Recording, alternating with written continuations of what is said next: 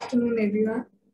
I welcome you all to the webinar titled Climate Change versus Trade Securing Common Ground, organized by the Trade Promotion Council of India.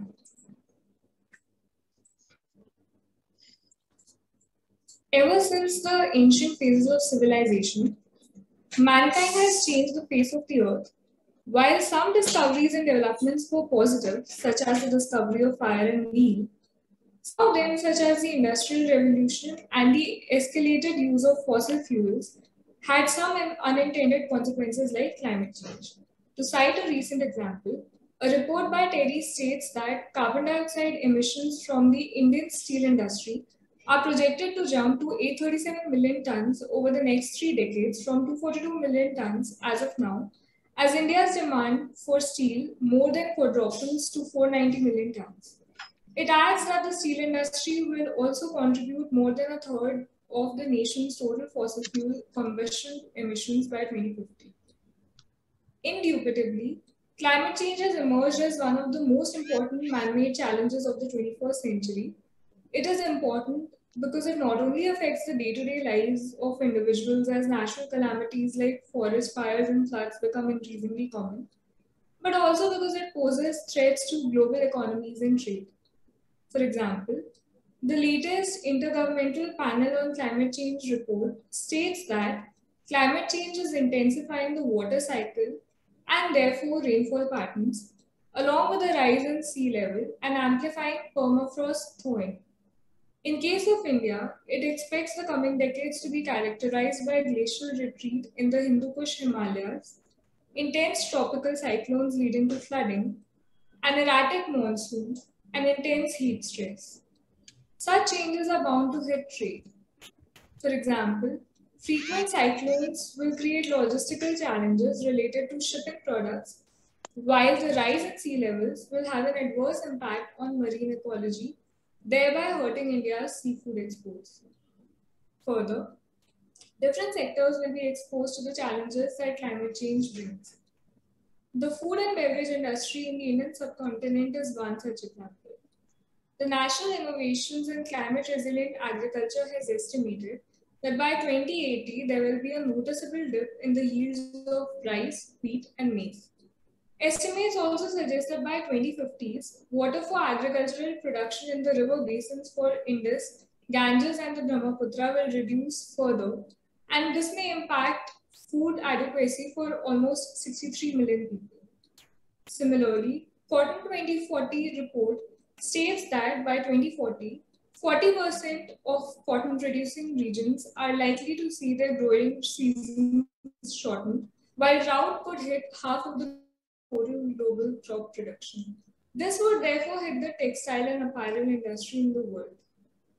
Weather vagaries thus will have a direct impact on the majority of the livelihood of people as it affects the entire global value chain, right from crop yield to the final output. Therefore, the Swiss Re Institute warns that if global temperature rises by 3.2 degrees Celsius, it could 18% of the world's economy. The Asian Development Bank states that by 2050,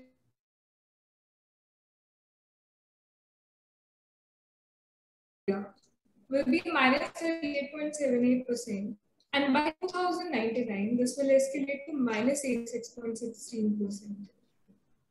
Keeping the inevitable risks of climate change in mind, policies are being designed to intersect with the international trade. The Paris Agreement, for example, is a landmark, legally binding international treaty on climate change to limit global warming to well below 2 degrees Celsius, preferably 1.5 degrees Celsius, compared to the pre-industrial levels. Despite this understanding, the WTO has failed to actively pursue climate change and environmental goals, and its cooperation with international climate change policy actors is limited. A report by The Economist states that in some cases, FTAs can also shrink the policy space available to countries to pursue environmental goals. For example, if they prohibit or are perceived to prohibit a country's ability to distinguish between products according to emissions released. However, the EU has recently announced plans to impose the first trade restriction in the world due to climate change. They are keen on levying an additional carbon border tax on imports from countries that do not have strict norms for controlling industrial GHGs. This is bound to have an impact on foreign trade. Similarly, the Biden administration has expressed support for the notion of a polluter import fee as one of the means for achieving this goal. India, however, is not very convinced with the idea of linking trade with climate change. Indian Commerce and Industry Minister Piyush Goyal recently said that at the United Nations Trade Forum that countries such as India have not really contributed to the problem of climate change in the very first place, and therefore they should not be held accountable for it completely. There should be common and there should be differentiated responsibilities when it comes to the less developed and the developed countries. He also stresses that trade policy and green goals should be decoupled. Given the centrality of trade to economic growth, a pressing question that arises is whether current and future trade agreements will continue with this moribund state of affairs. This webinar explores the repercussions of climate change on global trade, the inherent contradictions they lead to, and how these may be resolved. For this, we have an interesting panel comprising of Mr. Chalasani Bhaskar, an agri entrepreneur, Mr. Pushkar Mukhewar, co-founder and CEO, Drip Capital, Mr. Chalasani Bhaskar, agri entrepreneur, Dr. Sayam Ray, visiting professor at ICRIER, and Dr. Bandi Venkateshwarlu, co-chair DBT Task Force on Agri Biotechnology member, GEAC, Ministry of Environment, Forest and Climate Change, Government of India. Thank you so much, everyone, for joining us. To kickstart the discussion, I would first like to come to Dr. Bandi. So, the Intergovernmental Panel on Climate Change report has surmised that the world will cross 1.5 degrees Celsius mark in 2030s across various scenarios, which is earlier than the previous predictions. What does this imply for mankind's war against global warming? And also, how is the rise in greenhouse gas emissions expected to impact various sectors of the economy in India and across the globe? Thank you, Rika. Obviously, initially about 10-15 years ago, when the assessment was made by the IPCC, the 1.5 degree increase was expected to be after 2050. But now the latest assessment says that it could be as early as 2030 or around that. So which means that there has been an accelerated, there has been a more pace of climate change ever since the Paris Agreement or in the last, say, 1 or 2 decades. So obviously that is true. So what does this imply? I mean, obviously all those big promises, which the developed countries have made at the Conference of Parties, both at Paris and even earlier, agreements. There has been, very little complaints in the domestic, at the domestic level in most of the countries. Of course, small countries like Switzerland and all, in EU, they're a little bit okay. They're, but large economies like United States and Germany and all these big economies, who really, and China also, who really, responsible or for most of the emissions, there has been a very little, complaints, and as a result, in fact, as you know, that US did not even commit for this, time-bound reductions in the GHGs. And only now, after the Biden took over, there has been some change. But still, it's not very apparent. So that is the scenario, and I don't think the scenario will change very greatly in the next 10-15 years. It's going to be, of course, there is a lot of, with US coming on the board, there is definitely a qualitative change. And so we can see some positive change, but still it's a long way to go. As far as the implications on the mankind's war, as you rightly asked, the implications are that we need to be more, we need to feel the urgency. I mean, the international community has to feel the urgency. We need to commit more investments. We need to have more international collaboration. We need to have more technology transfer from both the developed countries to developing and within developing countries. For example, there are many areas where India can also help Africa, although African countries are hardly responsible for the current climate change. As you said in your initial remarks, that our average emissions per capita emissions are hardly 3 tons CO2 equivalent, which are very, very low, as compared to 50, 60 in US and several other. Even China is up 3-4 times more than our. So that way, our per capita emissions are very low, and therefore, as our honorable minister said, India is hardly responsible for the change that has happened in the last, say, historical emissions. But at the same time, being a large economy, being a leader of the developing countries, India has committed at the Paris Agreement that we will reduce our emission intensity by 30 to 35% by 2030. And accordingly, we are actually moving in that direction. We have a very large emphasis on renewable energy, the transport sector and all that. In fact, to know that, as your another part of the question is, how is the rise in emissions expected to have impact on the global economy? And I would rather say that it's an interconnected world, and every country will have an impact. And in fact, although the contributors may be the developed countries, but the sufferers will be more developing countries, because most of the IPCC studies say that the South Asia, Southeast Asia, I mean, the countries which depend on this monsoon, climate, they will have a, more adverse impact, more disasters, more extreme rainfall events, more floods, more cyclones, more, of these events. As a result, the developing countries like India and other South Asian nations, which are going to have bear the more brunt. But at the same time, our preparedness, our infrastructure, our coping ability, our budget commitments are far less as compared to the other countries. Therefore, the rise in GHG emissions will invariably will result in increasing temperatures, and it will invariably lead to more and more extreme events, more cyclones, more intense cyclones, more, the total rainfall may not change much. But as you rightly said, the glacier melting, retreating of glaciers, and, very, very heavy rainfall events. In fact, this year also we are seeing, the total monsoon pattern is changing. We have very huge rainfall for 2-3 days, causing floods, washing topsoil, devastating properties, and then no rain for another 1 month, total dry. So these hot and wet cycles, this is very, very not good for agriculture, not good for health also. It will have a major effect on the health sector.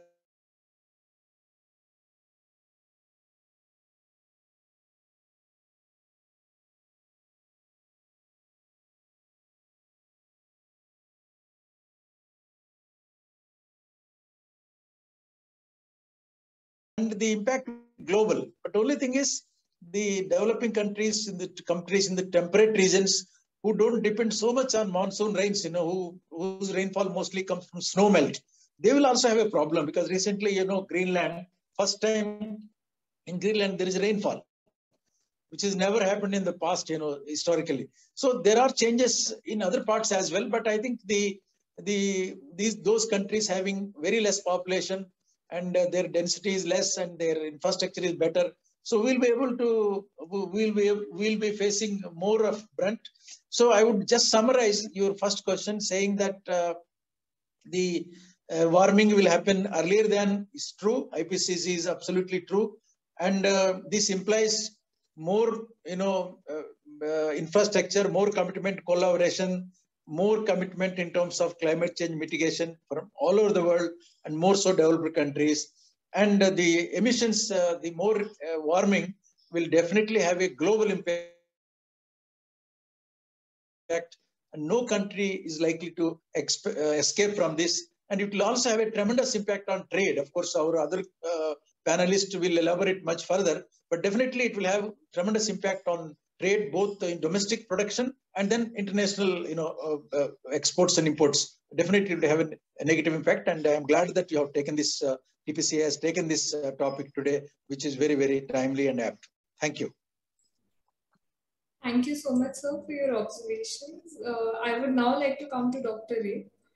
Ma'am, the EU Commission is planning for the world's first carbon border tax on imported goods like carbon-intensive steel. Do you see it as an environment-friendly legislation or as an unacceptable form of trade protectionism? Please elaborate. Thank you, Nikhar. I think it is a very valid question, but we must understand where it is coming from. And so the objective of the EU basically is to cut emissions by 55% by 2030 and eventually reach a net zero target by 2050. Now, in order to achieve this, they have some measures that they are taking for the domestic producers. But as far as imports are concerned, what they are planning is that in 2 phases, from 2023 to 2025, they will monitor the information on the emissions. And then in a phased manner, they will allow firms to calculate, once they have calculated the carbon footprint, they will undertake this tax. So the question, of course, is that the modalities obviously have to be worked out. And this is, it's still at a proposal stage and the European Parliament has to pass this legislation. But the idea is that as far as the proposal is concerned, EU also plans to engage with the third countries whose trade it's going to be impacted by the regulation. And it will, of course, involve India, but it will also involve countries like Russia, China, and many other countries who are major exporters of steel, aluminum, and cement, some of the items which have been identified under this. Now, as it has been proposed at this stage, the companies, in fact, will only be reporting scope 1 or direct emissions. The question is that, is the deal, is this measure, the carbon border adjustment mechanism or the tax, is it going to achieve reduction in emissions? And it is not clear yet, based on the assessments that have come out, that this measure is going to be, this emission reduction is going to be achieved. So on that ground, of course, there is concern. And from the trade point of view, I think the concern is that is this like going to be like another non-tariff barrier that countries like India face when exporting to countries like EU. The question obviously boils down to that when it is implemented, what kind of an increase in cost will it mean for our exporters? And we need to understand or calculate those costs before we actually oppose it. In the sense that Minister Goel has already given a statement that it needs to be opposed. But I think we need to also understand the ramifications and oppose it, in a manner that is, in a point-by-point kind of manner, so that it, depending on the 4 or 5 or 6 ways in which it could be implemented, the implications could be different. So since we are still talking about the fact that it is only a proposal and one in which of the options will be finally taken, we don't know. This is the time for us to do our homework, in the sense that we need to calculate those carbon emissions, we need to calculate the carbon intensity, and we also must understand how it will impact our different industries. And only then we can have an assessment that what will be the damage to Indian industry, and we need to then oppose it accordingly. Right. Thank you, ma'am, for your inputs. I would now like to come to Mr. Pushkar. So please explain the mechanism and the scope of carbon border tax and the carbon leakage that it seeks to prevent, and which are the key industries and countries that could be affected by this move and why. Sure, sure. Dr. Ray, I guess, already highlighted some of the aspects of this, but I guess to your question, right? So I guess let's first maybe try and understand what is carbon leakage. So the reason why EU is perhaps starting to look at this is that EU has been kind of at the forefront of driving policies to reduce carbon emissions and to sort of, lead the world efforts towards kind of climate change. And the worry they have is, of course, the fact that by them imposing and sort of doing all these actions, they are worried that the production of production of goods which are high carbon intensive don't actually move to countries which have lax policies around these, right? So in effect, the efforts which are led by you may not result in any impact at a global scale, because you're just moving production from EU domiciled countries or EU domiciled to mostly developing economies which have lax sort of constraints. And towards the aim of ensuring that whatever efforts EU is driving should also result in overall reduction in emissions globally. I think this proposal has been put forward, and this carbon border tax, carbon border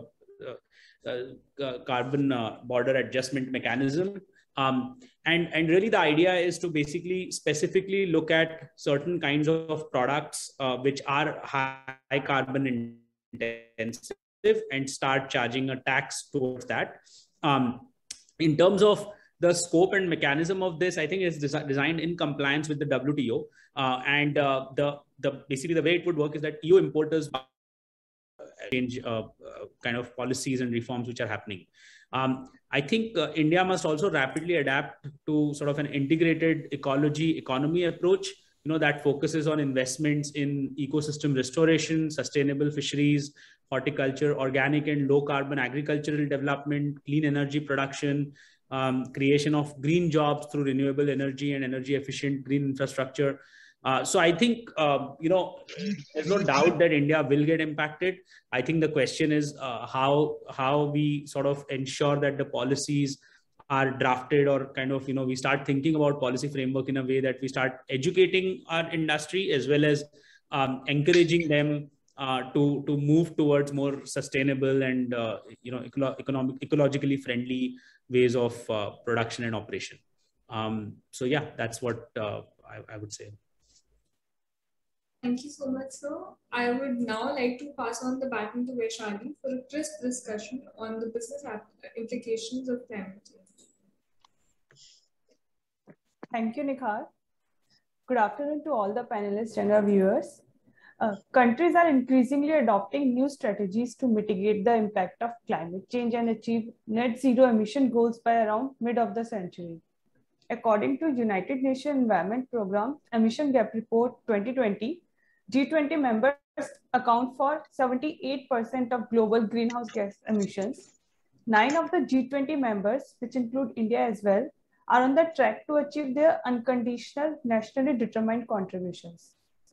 Amid the increasing efforts of countries to reduce emissions, opportunities are arising for businesses to align their strategies with the direction of change.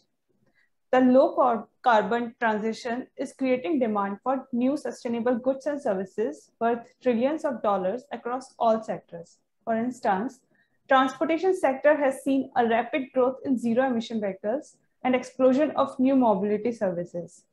According to a report by Bloomberg New Energy Finance, by 2030, electric vehicles may account for 28% of global passenger vehicle sales. Similar opportunities will be oriented to specific areas such as renewable energy, regenerative growing practices in agriculture, and sustainability-linked financing. A study published by Harvard Business Review reported that during 2013 to 18, in more than 90% of consumer packaged goods categories, sustainability marketed products grew faster than their conventional counterparts. They accounted for 16.6% of market in 2018, up from 14.3% in 2013, and delivered nearly $114 billion in sales. Currently, US is the largest green economy with a value of US $1.3 trillion and growing at a rate of over 20% a year. In India, agriculture, construction, power, manufacturing, transport, and tourism are some key sectors for transition to green economy. According to a report by UN Environment Program, India ranks 7th in terms of investment in sustainable energy. Now, taking this discussion on implication for businesses in climate change forward, I would like Dr. Venkateswarlu to share his views. Sir, how is the global shift towards control of greenhouse gas emissions expected to impact the business landscape in the coming years? Also, what sunrise sectors are expected to show the most promise and what traditional industries could face a survival threat? What do you say? Well, obviously, you know, the business landscape is going to change very, you know, significantly. And we are already seeing this trend, you know, that a lot of new businesses cropping up, not only globally, but within the country, and a lot of new enterprises, especially the young people, you know, coming up new ideas in renewable energy, regenerative agriculture, as you said. And I would just tell you some examples. You know, we start with agriculture. Actually, in agriculture now, you know, there is a lot of emphasis on rational use of chemicals, you know, mostly fertilizers and pesticides. And it may not be 100% organic agriculture, but there is definitely a shift towards more efficient molecules, which are very, very, even if you use in few milligrams, you will be able to get the same result. And similarly, nano fertilizers already in the market now. Recently, Cripco, they have already released the nano urea, and other nano P also is likely to come. So in other words, to get the same desired effect, use less energy and less polluting kind of, you know, less burden on the environment. Another concept is of course, India is a major exporter of, you know, basmati rice, buffalo meat, and marine products, you know. And all these products are getting us a lot of foreign exchange, and sooner or later, there will be some issues coming up, you know, from EU and the US, that what kind of procedures, what kind of protocols you are following in these products, are using more chemicals, or what is your energy use and all. Therefore, it is very important for us to do the life cycle analysis in these products, you know, that what kind of energy we are using, what kind of emissions are available that are causing, and how to reduce, how to minimize. So that kind of awareness, our local exporters and our farmers also, this is very, very important. Coming back to energy sector, which is a major, emitter, actually there is a lot of shift, as you know, globally on the solar energy driven transport systems. In a vehicle, already we have electric vehicles, is already reality. But I feel that in the next 10-15 years, we'll have solar powered panel driven vehicles, I mean, on the road, and just like any other. So that is another thing. And solar, our solar energy investments is very huge. In fact, India is a leader in this, luckily, we have the International Solar Alliance and all. And the only problem with this in India is that we have abundant sunshine. God has given India very good sunshine, but we are short of land. So therefore, short of land in the sense that we have enough land, but because every part of it is cultivated, because we have a huge density, even in desert like Rajasthan, where the solar energy is very high, huge scope, but every piece of land is cultivated by farmers. Therefore, the scientists have come out with a new idea, agrivoltaics. That means you can do agriculture along with solar panels. That means you put some panels in between, you grow crops, so that the farmer continued to do his job, of growing crops. At the same time, he will also generate electricity through this panel. So that kind of, I think, new and innovative ideas are urgently needed. And recently, just about a week ago, I saw another idea that a panel, solar panels putting on the floating sea. That means this is a sort of a very extremely innovative idea where land shortage is overcome. By this, we have a huge coastal area. And plus, of course, wind energy, we have other things. And but basically, all these things will not come easily. They will come out come out with a cost, and this transition from traditional energy to these new forms of energy will be at a price, and that's where the climate financing comes into picture. And unfortunately, in our budgetary, support or budget allocations, we still do not have that kind of commitments to this transition from traditional to green kind of energy, green industries, that kind of commitment. Even international finance has not really flowed so far. There are a lot of promises, Paris Agreement, but nothing really happened much on the ground. And so, therefore, I think these are the straight now. And this financing through industry, through some domestic, taxation or whatever means of raising money. And even most of the ports, they are very vulnerable, because most of our ports are, obviously any port will be in the coastal area, but some of our ports are likely to be, especially in the East Coast, they are vulnerable. In the latest IPCC report, even Visakhapatnam, which is a major port, is threatened in another 20-30 years. So therefore, the policy of the government of India to have more of dry ports is also very much is very welcome, and I think the government should continue with that. And so I think in this transition, definitely the traditional high polluting industries like steel, iron, as our other panelists have mentioned, they will definitely face the brunt, and there will be more domestic as well as international discouraging taxation, discouraging policies, non-tariff barriers on these products. And so therefore, we need to modernize the process itself. Even if you continue with coal-based thermal energy, but there are options to reduce the emissions even within the coal-fired plant. So that kind of modernization is the first step, and slowly moving towards renewable energy. Hydro energy, of course, we have already tapped much of it, but still there is some scope. Wherever there is a scope, we must completely tap that. And after that, so I think that way India is placed in a very favorable position in terms of climate, in terms of a huge coastal area, in terms of abundant sunshine. Only thing is, the transition, the pains of transition and the financing, and then internationally getting technology access is also not that easy. Despite the sermons given by many of the developed countries, technology transfer is still a difficult thing. And therefore, I think these are the issues, and I'm sure our government is fully aware of this. And slowly in the next 1 or 2 decades, I think we will have, this electric vehicles is a very, before our own eyes, we are seeing a big jump in the use of electrical vehicles. And by 2030, I think our import bill of oil will, I think, either stabilize or even might come down. That is my firm hope. And if that happens, it is very good for India. Thank you. Thank you, sir. My next question is with Mr. Bhaskar. Sir, how can companies proactively make themselves environment smart in the future? Please share with us some examples. Also, how will going green help them in their growth journey? Yeah, thank you. Let me dwell on the smart aspect first.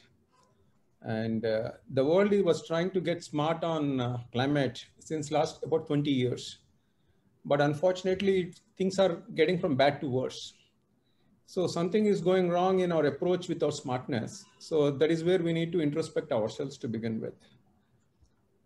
When we handle climate change, smartness has failed simply because the way in which we can include the climate change and contain that is by inclusion.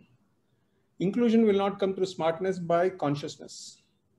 So our entire approach towards climate change has to go through a different approach altogether, not using our intellect, but mostly using our consciousness, which otherwise the solution doesn't come. And most of the aspects related to environment, when you look at it, are common sense. It's a way of life. So it starts from our house. And most of the companies, if they are really interested, because they know what the problem is, it's not that they're not aware what the problem is, but they're oblivious to it, or they're ignorant about it, nor they don't care. So how do we address this problem? So this problem can come through a multitude of efforts in terms of regulations, or self-correction. But however, right now the world is moving in such a direction where if they don't get green, or if they don't get conscious, they will disappear. So at least we are at a stage where to be environmentally friendly or to be green is not just to do anybody a favor, but for them to survive itself.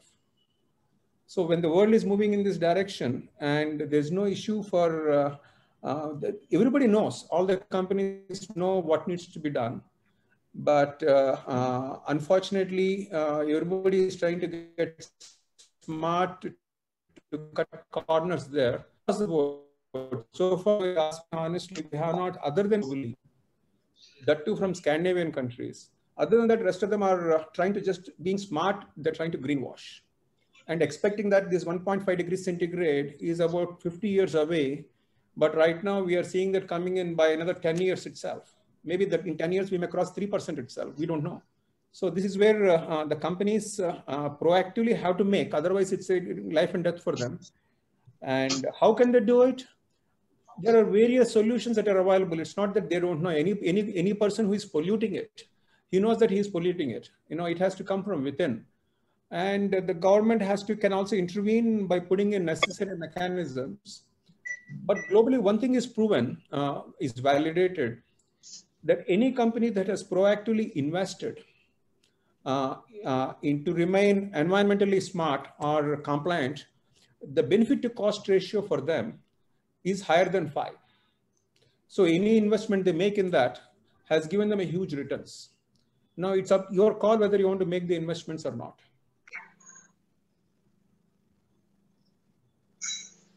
And how can these going green help them in their growth strategies? If you are not green, the problem is your risk is very high. So when your risk is very high, obviously your survival is at stake. So it's required for you that you hedge yourself to reduce your risks, not even for growth, that you hedge yourself on the environmental side by taking all the required measures that are required. Okay. Thank you, sir. Now I would request Nikhar to take the discussion forward. Thank you, Vaishali. I would like to come back to Mr. Bhaskar. So, which countries have established benchmarks in building green economy models so far, both developing and developed, and what roadmaps can India imbibe from them?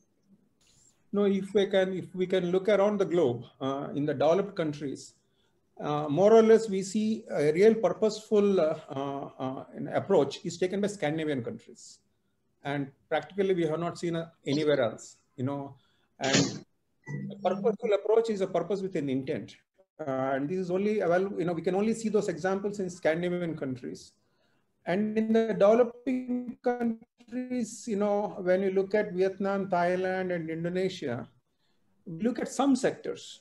At least I can say aquaculture sector or some sectors are moving in the direction. So, but it's a long way to go. And these are the countries that we're looking at. What are the benchmarks? See, globally, the world is coming up with many benchmarks that one can absorb, particularly ESG compliances, right? So principles of responsible investment, ESG, they're all well laid out guidelines. And if somebody really wants to adopt them with a true purpose, they can. But unfortunately, right now, everybody wants to use them for a marketing purpose rather than with a true intent. That's where we are failing right now, and the entire ESG is getting a bad name. And what is the roadmap?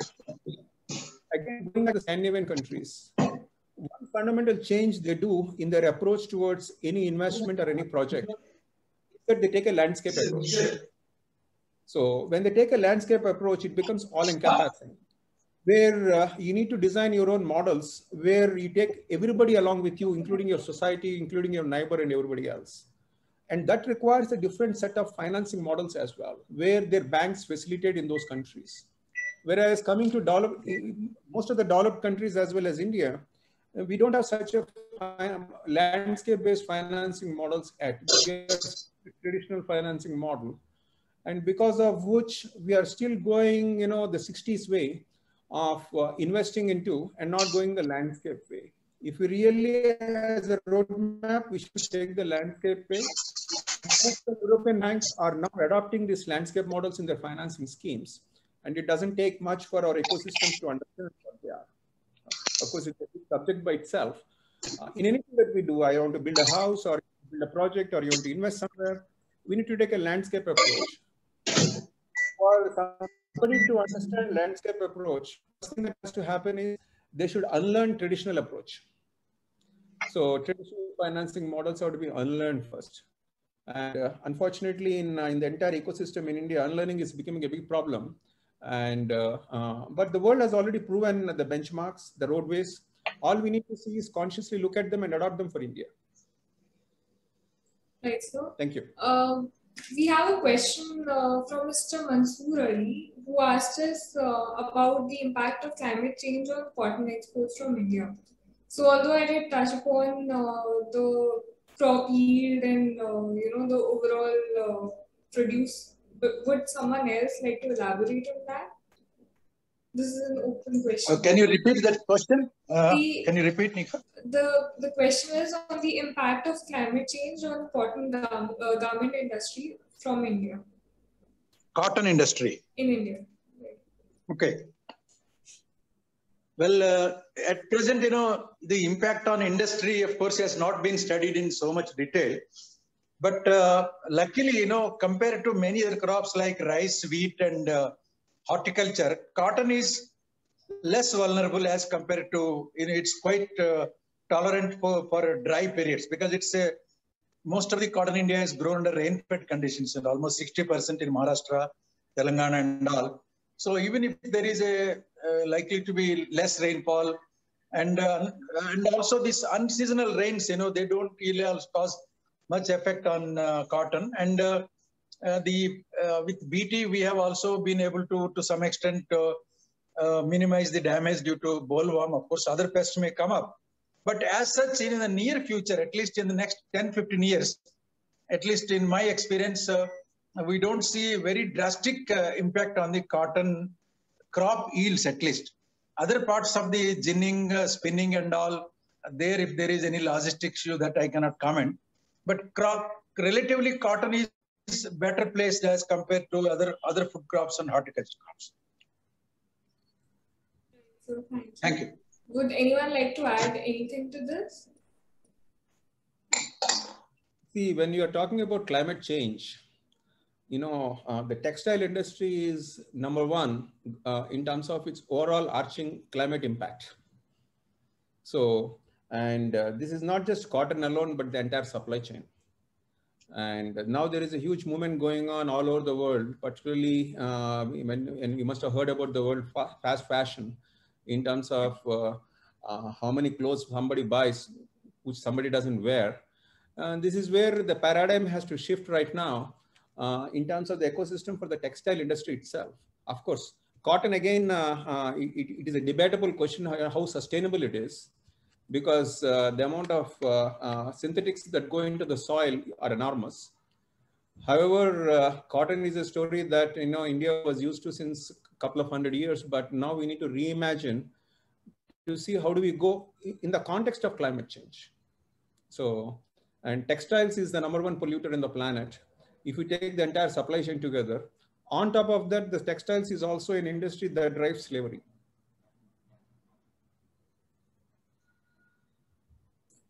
Right. I have one more question. So we spoke about investments in the green energy field during the webinar.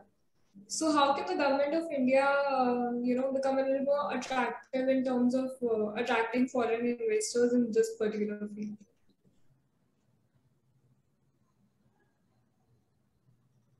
You have to identify who will take you have to identify, you have to identify. So this is an open question. Would anyone like to identify, since it's based on investments? Yeah, I can take that. Sure. So right now we are in fact engaged in a study looking at the investment in the electric vehicle sector. But this is particularly the question that we are looking at, that is there an investment gap, and if there is, why is there an investment gap? What are the barriers to investment? Now, as somebody mentioned that electric vehicles are upcoming, one of the things that we are seeing that, of course, the uptake that is happening in India is largely driven by the two-wheelers, somewhat by the three-wheelers, but very little by four-wheelers. There is a whole policy regime in place, starting from the NEMMP and FAME 1 and FAME 2. And several states have also enacted policies to encourage investment specifically in the two-wheeler and three-wheeler and four-wheeler space. Now, the barriers that are affecting the investment in the electric vehicle, there are 2-3 problems that the industry is facing. One is that India already has a large ICE manufacturing, the traditional combustion engine manufacturing. And as far as the price differential between the natural ICE combustion engine and the electric vehicle right now is quite high. So one is the incentives to encourage consumer purchases, which again states are giving. Some states have given manufacturing incentives also to encourage manufacture and localization. But there are other issues that we are facing as far as imports are concerned. I think there's a problem with that mic. Mr. Venkateshwarlu, could you please mute yourself? Yes, ma'am. So what we are seeing right now is this is a problem that we faced in other industries as well. The imports, the tariffs on components is higher than the tariffs on the finished product or the whole commodity. So, in fact, the tariffs on some of the components right now are very high.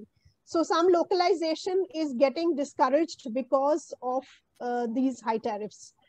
The other issue is that the scale right now is very small. So large investment may not be forthcoming till there is a minimum scale to justify that kind of an investment. But our policies are in place. So I think just a little bit more dovetailing, etc., would be needed. And of course, the tariffs part, of course, needs to be addressed. Right. Thank you, ma'am. Would anyone like to add anything to this? No, I can add something related to the agriculture sector. Sure, sir. And we have been talking to a few representations from Germany, wherein they are seriously exploring bringing in large capital into India, particularly for agri-infrastructure. Because of lack of agri-infrastructure in India, it is not only reducing our productivity, it is also adding to climate change. But they're looking for robust models within India, which can facilitate, particularly in the public-private partnership space. And what they tell us is most of these public-private partnerships, they are not structured to attract investments. So because when they're structuring and attracting investments, they need to be conducive for the investors. And this is one area they have highlighted to me, that most of the PPP policies, neither they are transparent, nor they are updated to where the world is today in terms of PPP models. So that is one area where I think India has to really revisit the PPP models, because these areas requires large amount of investments. You know, private players may not get into it, and public should not be there. So the government should not be doing that. And hence, you know, this is what I was told, particularly when it comes to agri-infrastructure. Thank you. We have one last question from the audience. I think Mr. Venkateshwarlu could take this up. Mr. Vijay Sethi is asking about how rice crops will be affected in the future because of climate change. Dr. Bhatti? Yeah, there will be, you know, most of the simulation modeling studies done in ICR indicate that in a decade, you know, from now, there will be about 1.5 to 2% negative effect on yields of rice, particularly the rice grown under rainfed. That means in most of the eastern states like Chhattisgarh, Jharkhand, Odisha, and parts of other North Andhra, they're all rice is grown under rain-fed conditions. Of course, they receive high rainfall. So that's one thing. And but irrigated rice will not have that much impact, and even whatever impact that is likely to be there, that can be managed with the available technology with us, like the better variety, and then the more, recommended fertilizer use. So that way, in our case, wheat is more problematic than rice. Wheat is really problematic, and especially because of temperature during Rabi. So rice is, of course, there will be negative effect, but at least next 10, 20 years, that negative effect we can.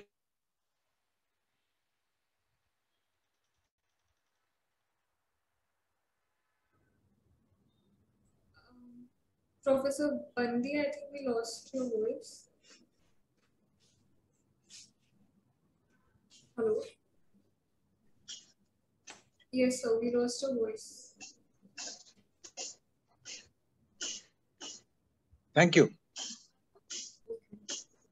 We have one last question from the audience. Mr. Tyagarajan is asking, are there any developmental activities to utilize hydrogen as an alternate fuel which will play a vital role in reducing carbon emissions in the future? So would anyone like to answer this question? We lost your voice, sir.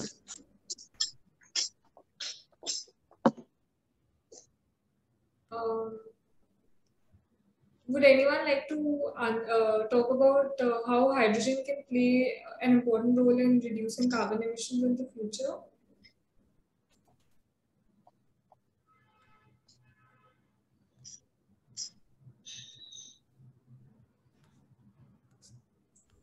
Maybe Bandi Venkateswara can take it, right? Venkateswara. No, I am not having that much expertise, but I would only say that it is a clean fuel. Hydrogen is definitely a clean fuel, and the CO2 emissions will be perhaps one tenth of what with the traditional existing industries. But only problem is hydrogen production is very expensive, and that itself is energy intensive. So therefore, there is a dilemma on whether how relevant it would be in the immediate future, unless 10, 20 years ago, solar also faced same questions, but then with the panel costs coming down, things are now becoming more affordable. So likewise, hydrogen also, I think going forward, it definitely might become, but currently there are a lot of technological hurdles, to make it really competitive and affordable to the industry. Thank you. See, any alternative fuels that you guys are looking at are the world set. The reason why we are looking at them is climate change, and it is very important for us to analyze the life cycle analysis. So on the face of it, it may look good, but now Germany is facing a huge problem with windmills, where to dispose of their old windmills. Tomorrow, the same problem will come for solar panels as well. So we all should look at the life cycle analysis, because all those products carry heavy metals. So this, correct. Because we should not postpone the problem for tomorrow, but in most of the discussions that we see, or most of the solutions that are put for investments, the life cycle analysis is always missing. Particularly when you're looking at it from the context of climate change. Or if you're looking for fossil fuels replacement, or you're importing, you don't want that, it's a different story altogether. But from a climate change context, everything has to be looked at it from the view of net carbon emissions across its life cycle. So, and there are various theories that are in place where even solar is harmful, because when you look at the end of life cycle issues, and the classic case is the windmills in Germany right now. There's a huge fight going on. Where do you dispose it of? Because recycling them is too expensive.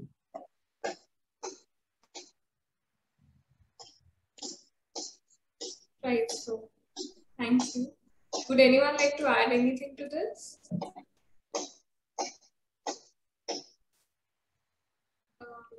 Okay then. Thank you all the panelists for being a part of this panel discussion. indeed, we got to learn a lot of new things which we didn't know about, and we discussed over a lot of interesting ideas.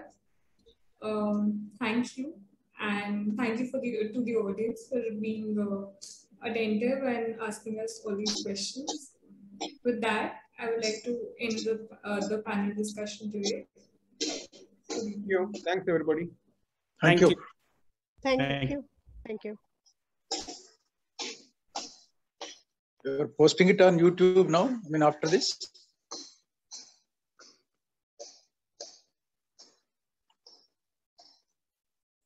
Yes, sir. It will be. Okay. It will be posted on YouTube. Thank you, sir.